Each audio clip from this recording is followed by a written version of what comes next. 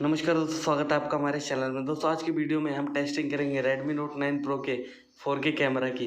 तो चलिए दोस्तों बिना टाइम वेस्ट के वीडियो को शुरू करते हैं।